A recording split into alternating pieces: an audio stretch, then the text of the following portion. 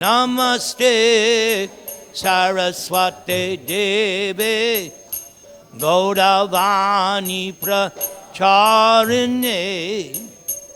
Nirvishesha Shunyavadi Paschatya Desha Tarine Sri Krishna Chaitanya Prabhu Nityananda Sri Advaita Gadadhara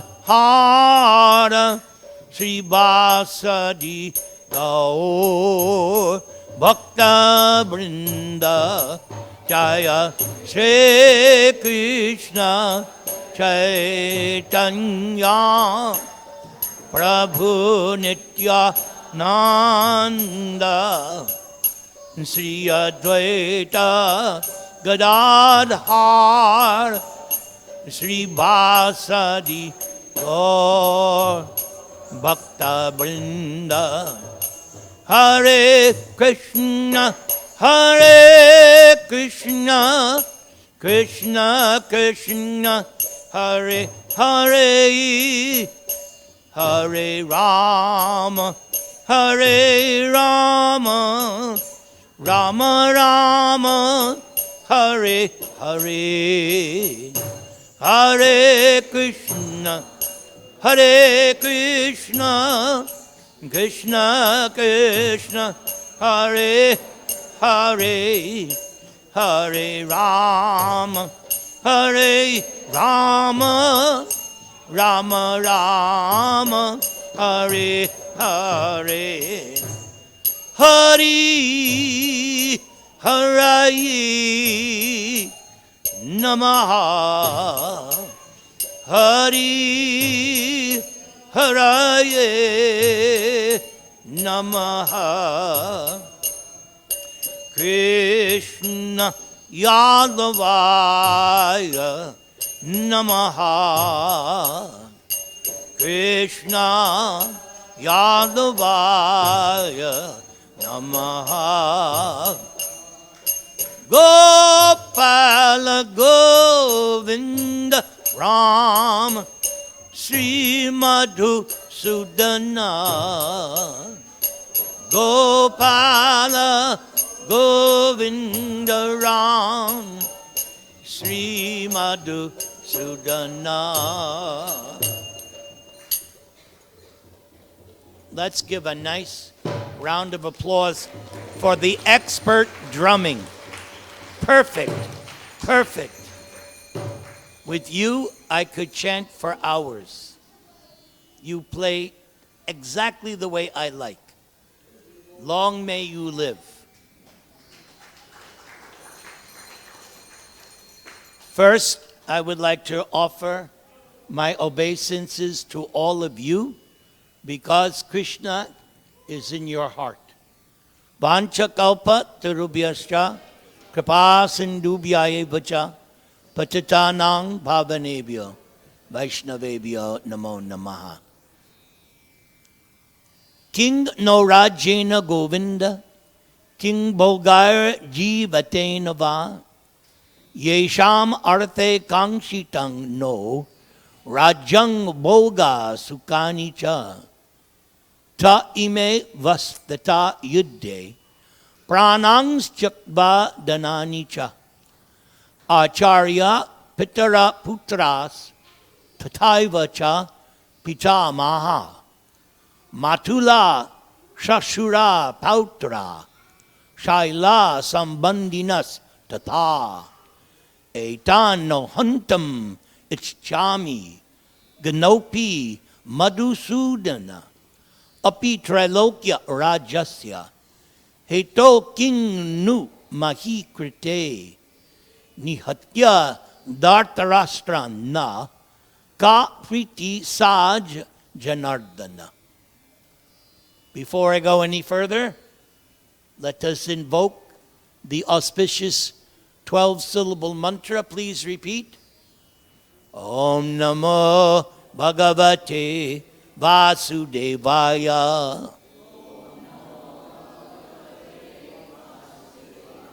Om Namah Bhagavate Vasudevaya.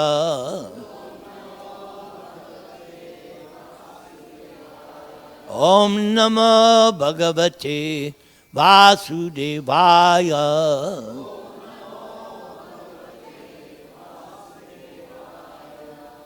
Your nice response tells me that I have a very nice, enlightened audience that inspires me. Because when you preach, everything's dependent on the level of the audience. You have to be able to adjust accordingly. And by your strong response, it tells me, oh, I can go to a higher level. Are you all in favor of that? Yes. Say Hari Bol. Jai. So of course, this is from Bhagavad Gita, chapter 1, observing the armies on the battlefield of Kurukshetra. So, previous to this, Arjuna requested Krishna, his chariot driver, to take his chariot. He wants to see who he has to fight, because this is the first day of the battle of Kurukshetra. The winner would rule the earth. So it was very, very momentous, serious. And Arjuna is the famed warrior. His exploits were known throughout the universe. He had accomplished so much with Krishna and also apart from Krishna. Arjuna's exploits were well known. He was blessed by Lord Shiva. He was blessed by his father Indra. He was blessed by so many rishis and sages. What to speak of his illustrious heritage, the son of King Pandu. But on this day, the first day of the battle, Arjuna is showing weakness. He's demonstrating doubt, fear. This is not the mentality one has to have when fighting a war. You can't be like this. So what did Arjuna say in this shlokas we just recited? O Govinda, of what avail to us are a kingdom, happiness, or even life itself, when all those for whom we may desire them are now arrayed on this battlefield?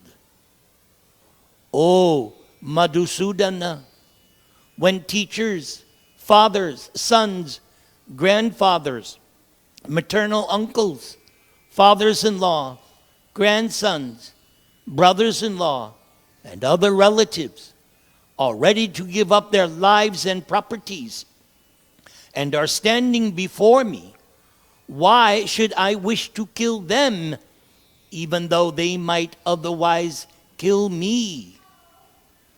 O maintainer of all living entities, I am not prepared to fight with them, even in exchange for the 3 worlds, let alone this earth. What pleasure will we derive from killing the sons of Dhritarashtra? So, we give credit to Arjuna from one angle of vision, that he is not going to fight. If he fights this war, it's not going to be for any selfish reason. It's not for aggrandizement. The other party, headed by Duryodhana, yes, their mentality and their intention was different. So here, at this point, Arjuna's hesitancy, you could say, is based on high principles, high moral principles. And he addresses Krishna by three names. Everybody say, Govinda. Govinda. So this word Govinda, according to the Brahma Samhita, this is the original name of God.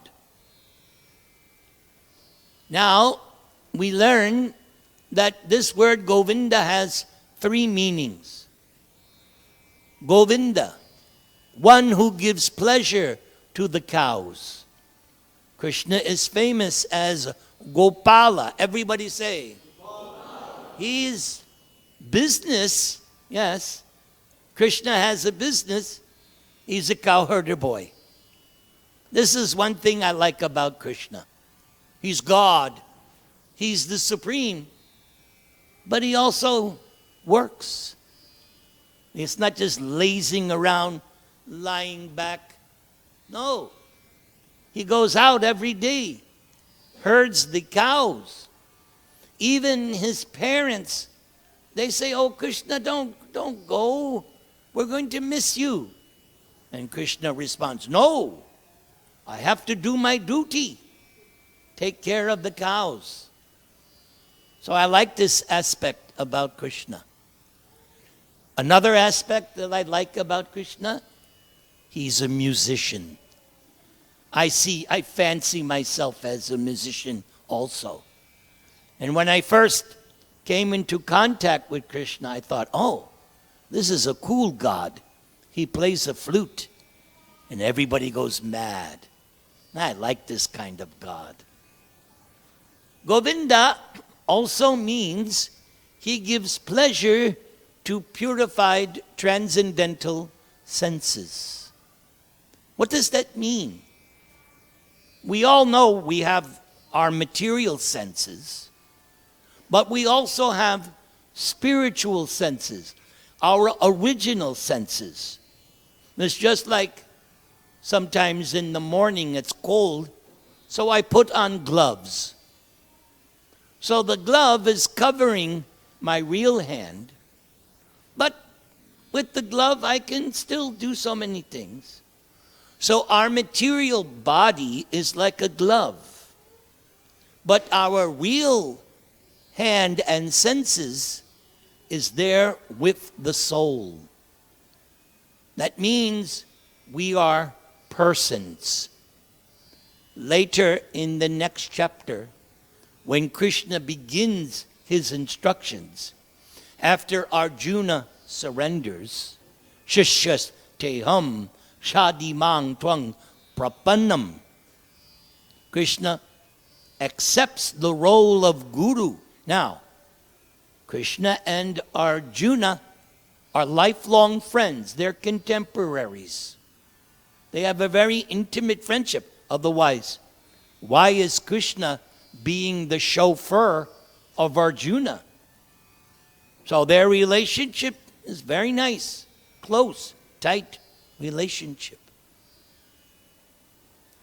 So we have in chapter 2, when Arjuna surrenders, the relationship changes. Now it's one of master and servant, teacher and student, guru, disciple. It's a different relationship. You don't go up to your guru, hey, Guru Dev, Haribol, how's it going? No, that's not how you. Respect, veneration, admiration, humility. That's required. That is required in the relationship between disciple and guru. So, in chapter 2, when Arjuna surrenders by the word prapannam, then Krishna begins his instructions. And if you study Bhagavad Gita, Krishna begins instructions beginning with the first lesson. You are soul. You're not what you see in the mirror. You're not that body. Now, I'm 74, going to be 75 in a couple of months. When I look in the mirror, I go, oh, thank God I'm not my body. Because I don't know about you. I don't like what I see. Okay? Even though just today, my longtime friend that I haven't seen so long said, "Oh, Prabhu, you look so young." I said, "I don't feel young." There's a difference. Looks can be deceiving. But inside, what does my wife say? My wife, she has a friend, and her friend says, "Yes, an old lady has taken over my body." Yes.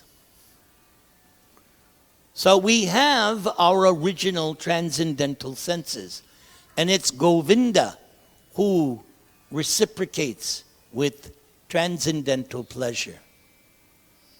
Then another meaning of Govinda, the one who gives pleasure to the land, especially a particular place in India known as Brinda. Very good drummer. See? Not only you're expert drummer, but you are expert knower of Krishna. Very good. Yes. Especially the land of Vrindavan. So that was one name Arjuna addressed. Everybody say Govinda. Govinda. Then another name was Madhusudana. Everybody say. So long, thousands and thousands of years prior to this battle of Kurukshetra, which took place in India only 5,000 years ago, was recent in the scheme of time. But millions of years prior, Krishna, in the form of a horse head, Hayagriva, everybody say, he killed two demons, Madhu and Kaitava. They attacked Lord Brahma. So Krishna protects his devotees.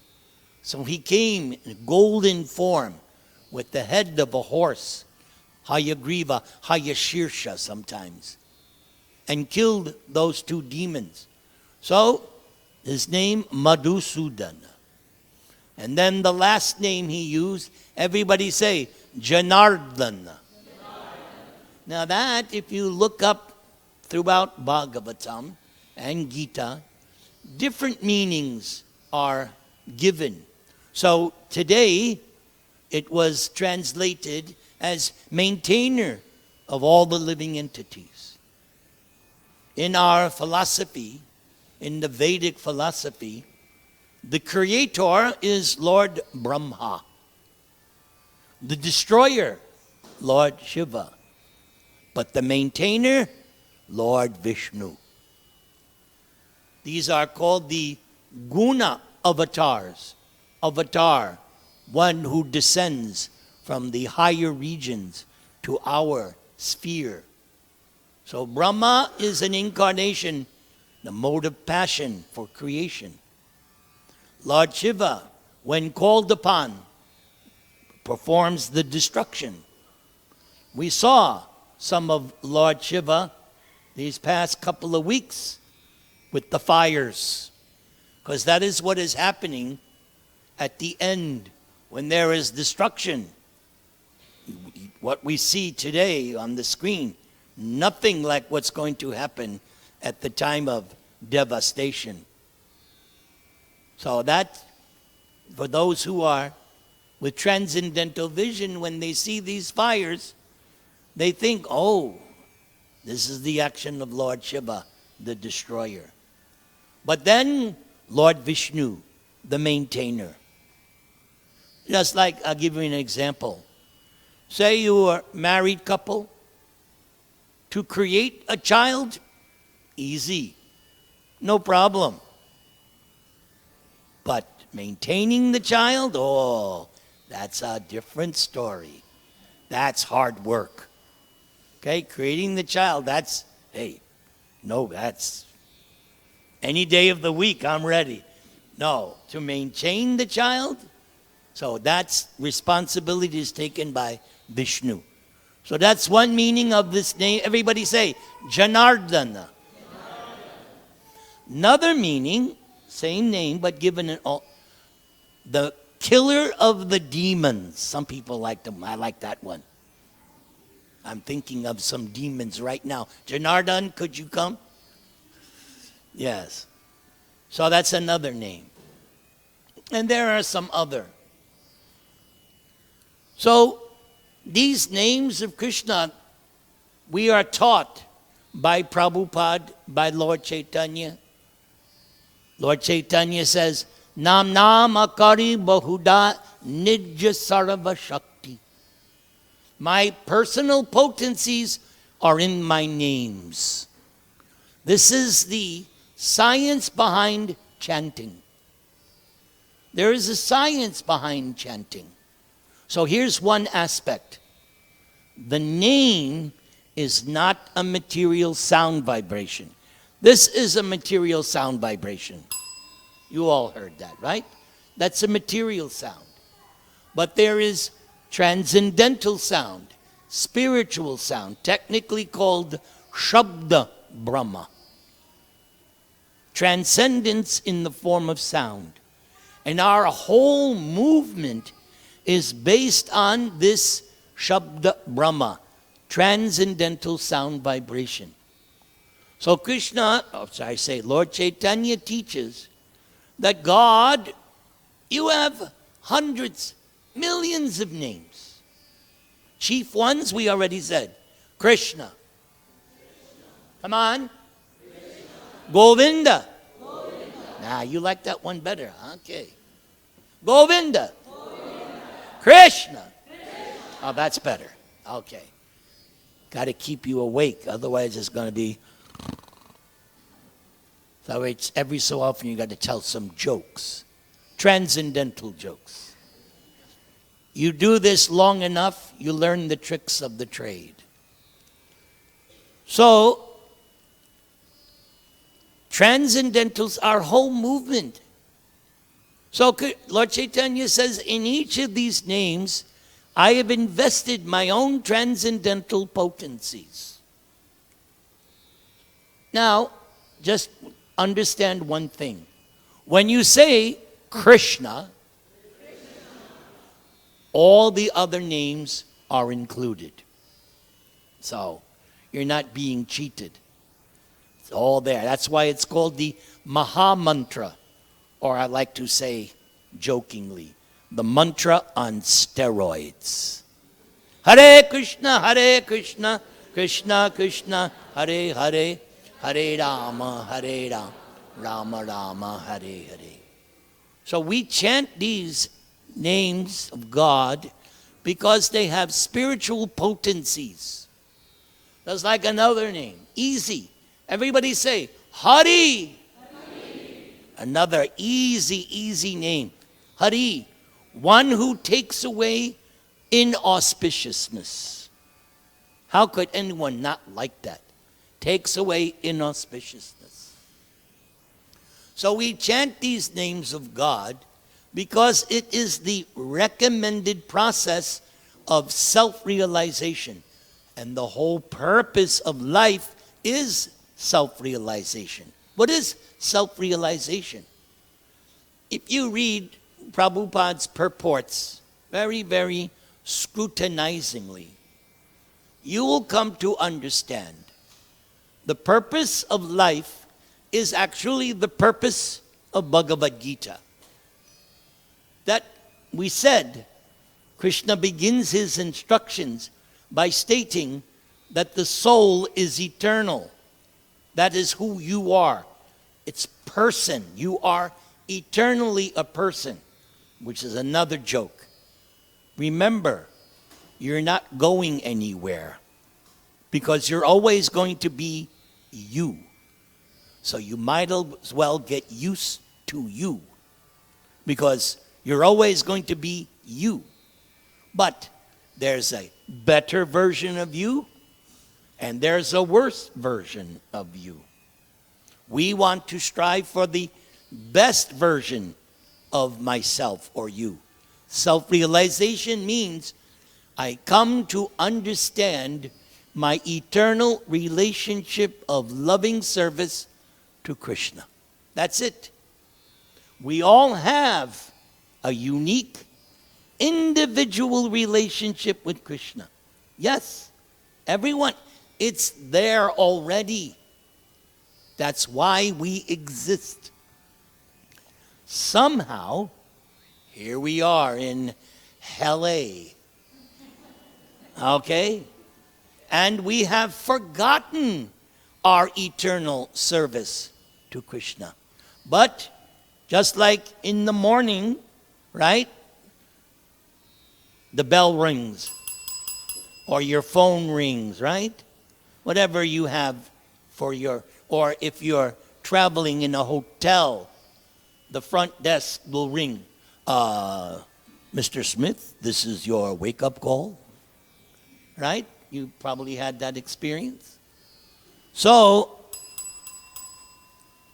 this transcendental sound vibration is the wake-up call. And it is to remind us we have work to do. Because coming to the actualization, that is hard work. That is what we are learning how to do, to come to the stage of understanding who am I eternally? What is my eternal situation? So that's why serious devotees, they take this chanting every day as the most important thing they do. Because every time we chant, Hare Krishna, Krishna Krishna, Hare Hare, Hare Rama, Rama Rama, Hare. Prati Padang Purna Amrita Aswadanam. Step by step, we are getting closer to that realization of who we really are. For me, that's exciting. When will it be that next Hare? And then Krishna reveals. That is the impetus to do what we call sadhana. Sadhana means a daily regimen of spiritual activities. Just like the athletes. They get up early in the morning, just like devotees. Devotees here, Brigupati, you get up what?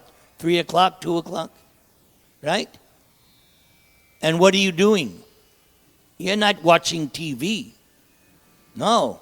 You're doing this. Hare Krishna, Krishna Krishna, Hare Hare. Hare Rama, Hare Rama. He's getting his reps in, his repetitions. Like the athletes, right? I've said so many times. These big basketball players. They also get up 4 o'clock in the morning. But what's their sadhana? Bounce a ball, throw. Bounce a ball, throw. Hundreds of times. To me, you're wasting your time, LeBron. Here is the real repetition. Hare Krishna, Krishna Krishna, Hare Hare, Hare Rama, Hare Rama. Now, you won't make billions of dollars, right? Bhigupati, you don't have millions, no. But your spiritual bank account, I know this gentleman since 1973. He's not changed a stitch. In 1973, what was he doing? Passing out Prabhupada's books in Washington Square Park in New York. Now, 50, maybe more than 50. Now you're in Los Angeles, you're doing the same thing. And you've done it all this time. And each book that he distributes goes to his spiritual 401k, which Mr. Trump or nobody can touch that. But don't worry. Nobody can touch your spiritual 401k. And for all these years, your ticket to Godhead, your reservation is already there. All glories to Bhrigupati Maharaj. Haribol.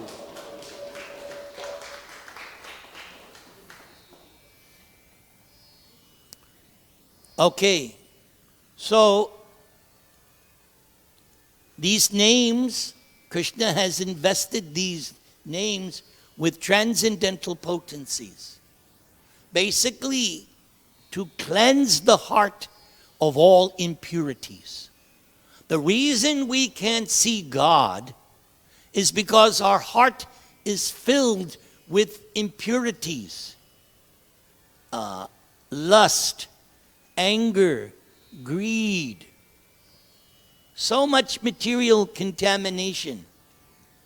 But when, by this chanting, we come to the stage where I have no more interest in trying to enjoy this world, and when I 100% Krishna, I just want to love and serve you, that's the goal. To come to that stage. My Lord, I just want to love and serve you. That is what we are aspiring for.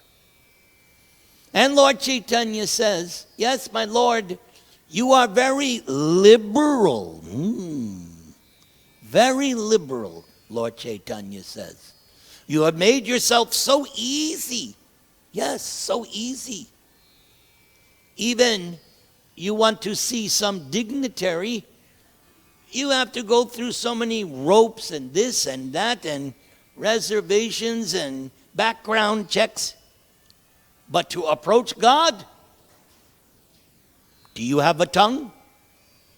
Do you have 2 ears? You're qualified. You're in. That's all you need. 2 ears and the tongue. And even if no tongue, if you still got 2 ears, you can hear. Just by hearing, you can achieve all perfection. And then, I love this, Lord Chaitanya says, Niyamatak smarane na kala.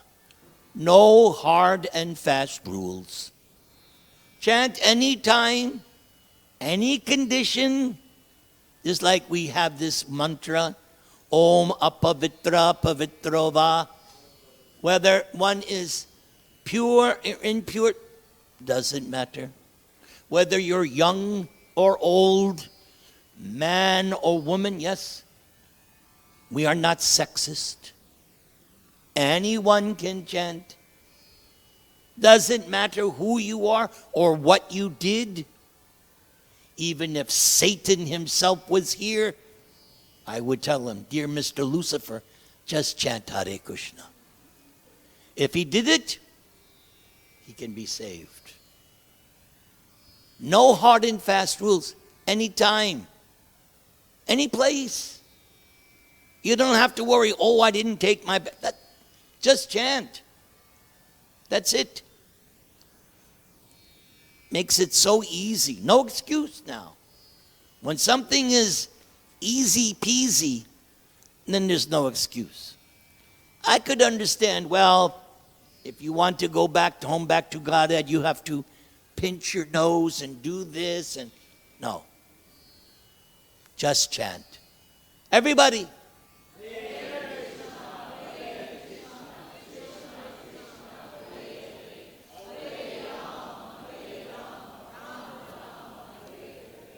So let's read Prabhupada's purport to these verses, and we'll see what happens after that. Are you enjoying so far? Good.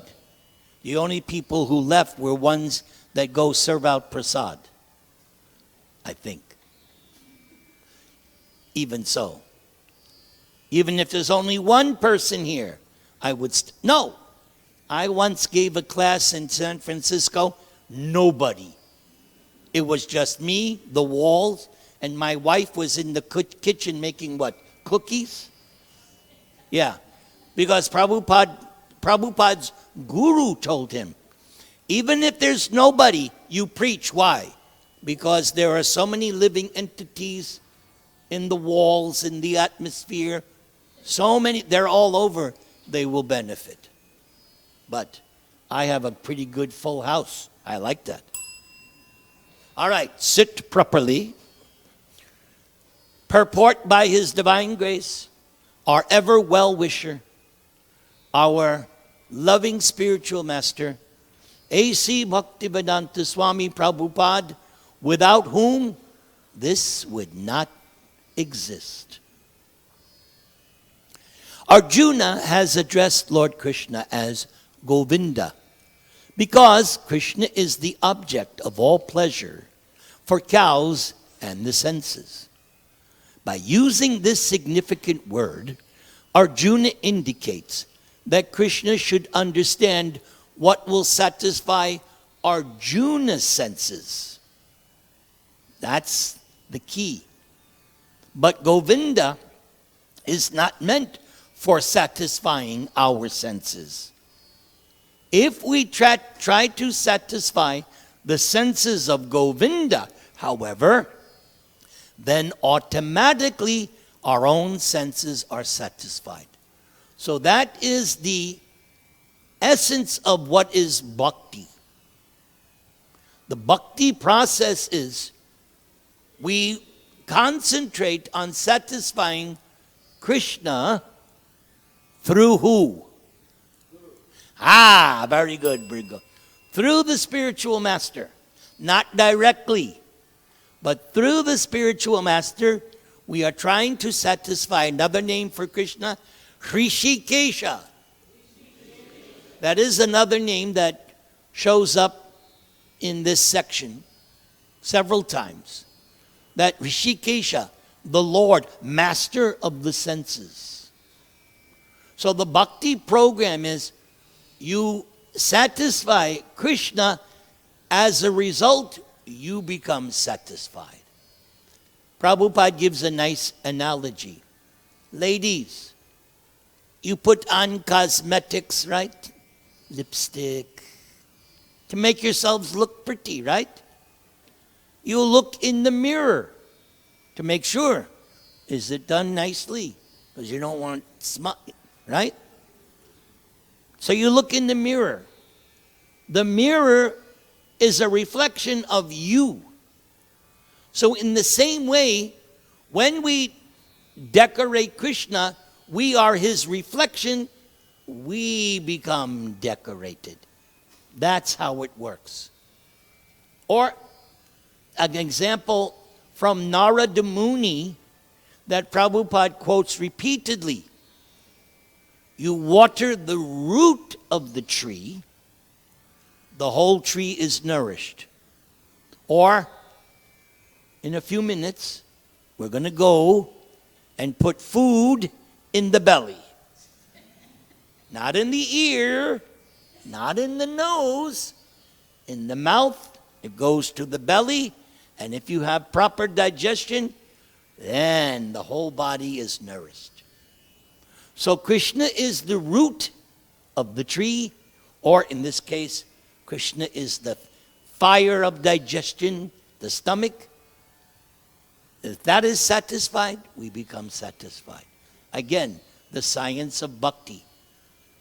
Love and serve Krishna, automatically the reciprocation is there. Materially, everyone wants to satisfy one's senses, and one wants God to be the order supplier for such satisfaction. So this is what we mean by material religion. Material religion is this concept that I will worship God, but he has to reciprocate according to my demands. Oh Lord, won't you buy me a Mercedes Benz? My friends all have Porsches. I must make amends. That's the material concept. Yes, and now is very popular. They have this philosophy, prosperity religion. What does that mean? The value of my religiousness is based upon how materially affluent I am. That's why Bhagavatam calls it cheating religion. Because it's basically selfishness. That God is like Amazon. Put my order in, wait a few days, if somebody doesn't steal it, and, right, I pay my fee, and then I get what I want, the goodies. So that's materialistic religion. All right, I'll worship God, I'll say prayers, I'll do this, I'll do that, but I expect my compensation. And if I can't get it from Krishna, then I'll go to Durga. And if I don't get it from Durga, I'm going to Shiva. Oh, Shiva you won't give, I'll go to somebody else. That's materialistic religion. The bhakti path is, no, I'm not doing business with God. No, I'm not doing. I love you. Well, in the beginning stage, I worship you because it is my duty. It is my duty. I'm your eternal servant, so it's my duty. That's called the mode of goodness. But when you come to a higher platform, you do it out of love. And that is, to me, the topmost thing of why I follow this process since 1973. Yes, the topmost principle, love of God. That concept changes everything.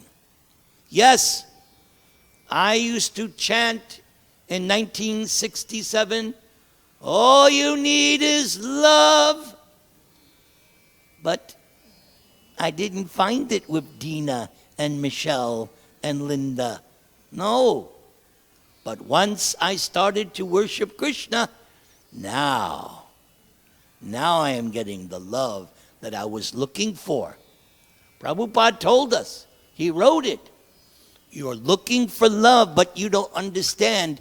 You're putting your love in the wrong account.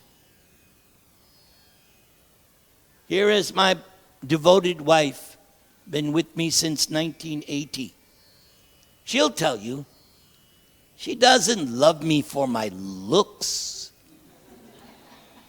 She loves me for my Krishna consciousness.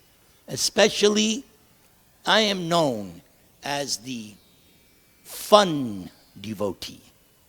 I try to make Krishna consciousness fun. Is that been your experience? Yes. That is my methodology. Make it fun. Don't make it, no.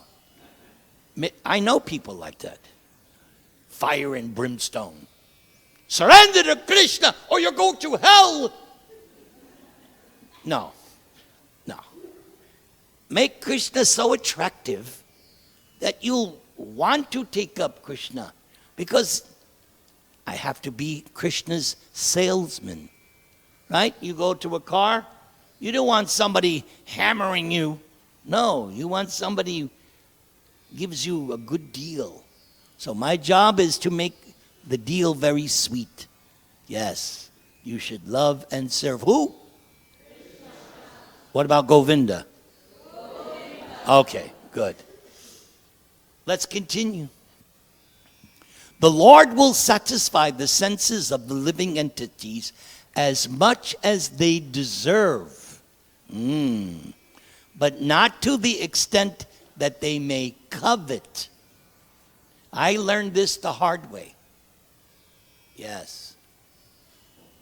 I also have my way of explaining this. That there was this song. You can't always get what you want, but if you try sometimes, you get what you need. That's Krishna. You want this, but Krishna says, no. You should get this. This is what you deserve. Krishna is like a loving parent. Those of you who have had children, right? Christmas time, they make their Christmas. We used to do it as kids. make a Christmas list. And the parents would look, no, you ain't getting that. You're not getting, right? But you would make your list. So, we have so many desires that we would like Krishna to fulfill. But Krishna will fulfill what we need. And sometimes you don't get what you want. And at the time, you think, Krishna, wait, why? But then later in hindsight, you realize, oh, that's why. Because I had to wait for the better deal. So that's Krishna. He's considerate. But when one takes the opposite way, namely, when one tries to satisfy the senses of Govinda without desiring to satisfy one's own senses, then by the grace of Govinda, all desires of the living entity are satisfied. Arjuna's deep affection for community and family members is exhibited here partly due to his natural compassion. So I mentioned that at the beginning, that from one angle of vision, Arjuna is supposed to be lauded, and Prabhupada confirms. Everyone wants to show opulence to friends and relatives, but Arjuna fears that all his relatives and friends will be killed on the battlefield and he will be unable to share his opulence after the victory. This is a typical calculation of material life. Transcendental life, however, is different. Since a devotee wants to satisfy the desires of the Lord, he can, Lord willing, accept all kinds of opulence for the service of the Lord. And if the Lord is not willing, he should not accept a farthing. So yes, those of us who are householders, if you, by Krishna's grace, get lots of opulence, that's fine. There's nothing wrong with that, provided you use it for Krishna. Many, many years ago, in the 80s, I lived across the street, apartment number 1. And my wife knew one Indian gentleman. He was a follower of Satya Sai Baba, right? But he would sometimes come to the temple and he was friendly with devotees. So he came to visit us at our apartment. Or maybe we went to his house, I don't remember. Anyway, he tried to pose a trick question. Prabhuji, you know, when they say that, that's a sign. Oh, you got to be careful. Prabhuji, is money good or is money bad? So I knew it was a trick question. I said, neither. What? If the money is used for good, it is good. If the money is used for bad, then it's bad. It all depends on how you use it. So, I have people that are part of my, you could say, preaching family, extremely wealthy. But my job is to show them, yes, you have all this opulence, use it for Krishna, use it for good. That's the determining factor. So there's nothing wrong. There have been great wealthy kings, but they're also pure devotees. Yudhishthir, Ambarish, so many. So remember, it's what you do. Same thing, if you have some talent, right? Everybody has something, their talent. If you use it for Krishna, it's all good. If you don't use it for Krishna, then it's bad. Arjuna did not want to kill his relatives, and if there were any need to kill them, Arjuna desired that Krishna kill them personally.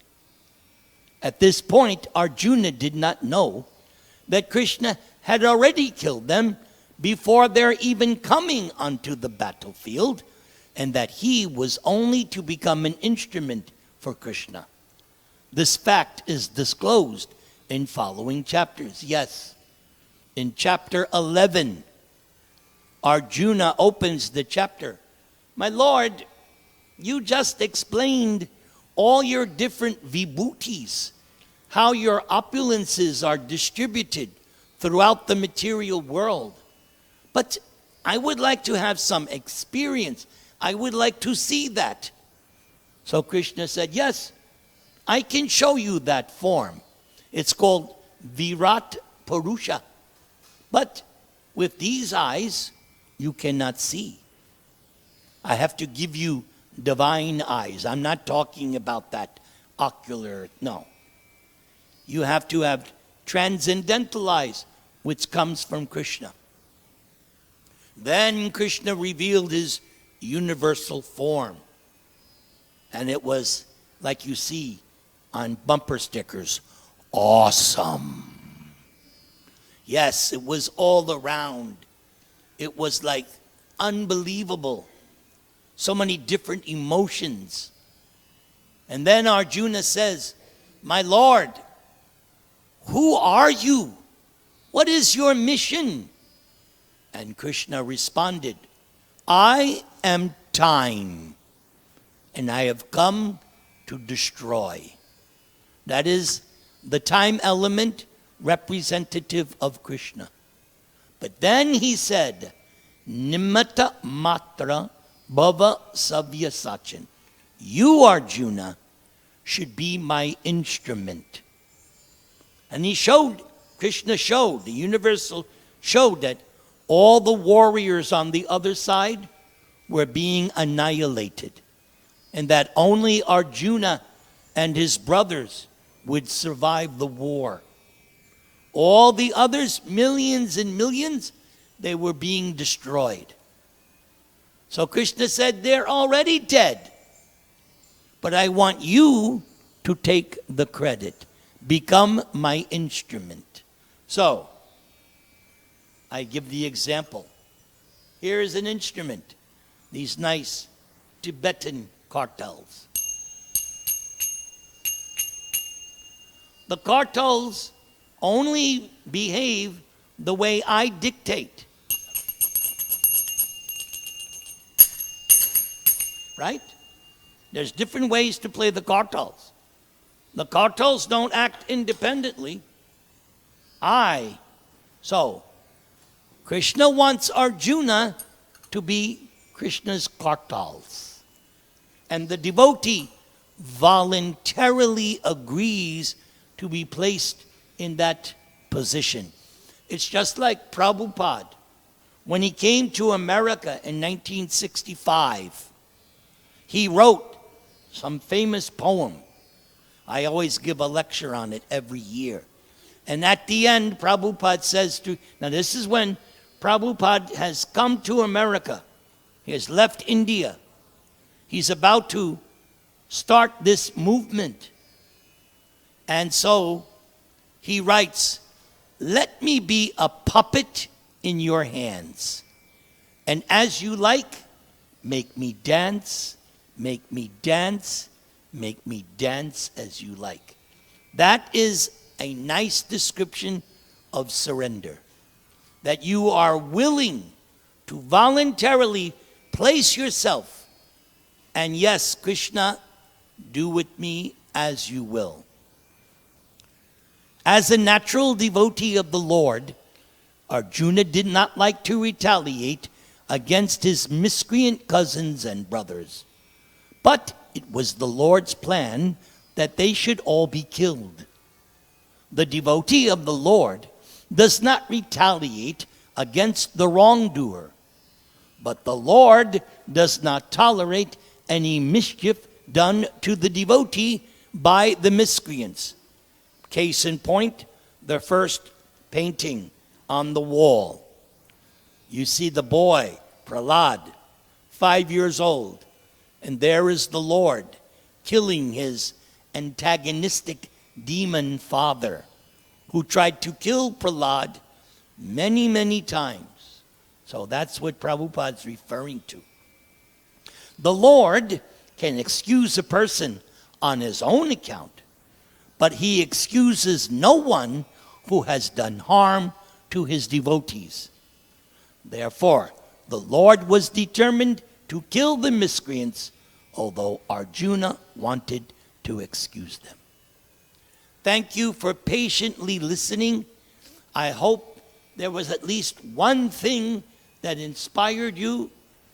May Krishna bless you, protect you, enliven you. Thank you. Hare Krishna, Krishna Krishna, Hare Hare, Hare Rama, Rama Rama. Class is dismissed. Take prasad to your full satisfaction.